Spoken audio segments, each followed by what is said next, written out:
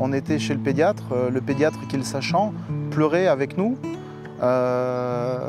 Il était submergé par l'émotion, au même titre que nous. On était perdus, on était complètement perdus.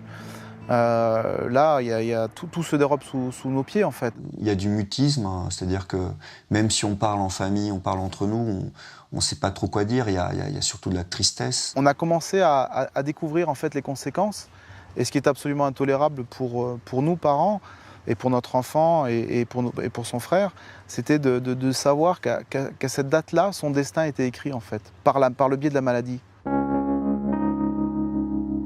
Accepter la maladie, non, je pense qu'on ne l'accepte pas. On n'accepte pas, on ne peut pas accepter, on est dans une forme de colère. Et en fait, je réagissais d'une manière assez différente de ma femme. Il y a eu un an où j'ai dit, bon, bah, je tiens la maison, quoi qu'il arrive, on va être fort. Et puis je me suis effondré complètement un an plus tard. On n'a pas touché le fond du gouffre en même temps. On survit, quoi. On est sur Terre, mais on n'y est pas, quoi. On n'y est pas, donc... Le premier réflexe a été tout de suite de protéger un petit peu ses enfants, parce qu'il ne faut pas oublier Bastien qui est là et qui souffre également de la maladie de son frère. Lucas a développé un grand sentiment de culpabilité par rapport à son frère. Il s'est dit pourquoi lui et pas moi?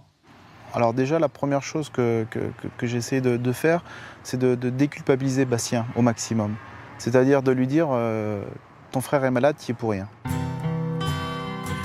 C'est vrai que le couple, en fait, il passe au deuxième plan. Hein. Même s'il est encore là, il est en arrière-plan. Donc ça veut dire qu'on est un peu omnibulé par cette maladie, par notre propre souffrance, et on a du mal, du coup, effectivement, à rester ouvert sur les autres, et notamment sur son conjoint. Pour nous, parents, ça se traduit par un espèce de rongeur qu'on a en nous, et qui nous ronge les nerfs en permanence. On se lève le matin, on y pense, on se couche le soir, on y pense. Et la guérison de notre fils, c'est aussi quelque part, ce serait notre guérison également. On n'a pas le droit, nous, parents, de s'effondrer, quoi. Notre fils, avec son sourire, sa gougne qu'il a, nous porte tous les jours. Peut-être qu'on apprend à vivre avec ça en se disant, finalement, profitons du moment présent, et puis demain, on verra ce qui se passera, quoi.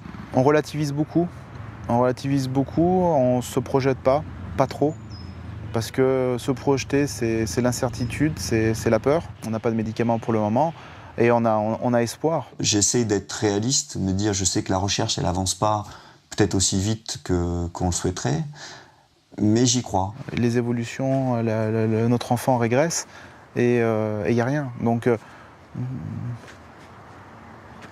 on espère que ça aille vite, voilà. Mais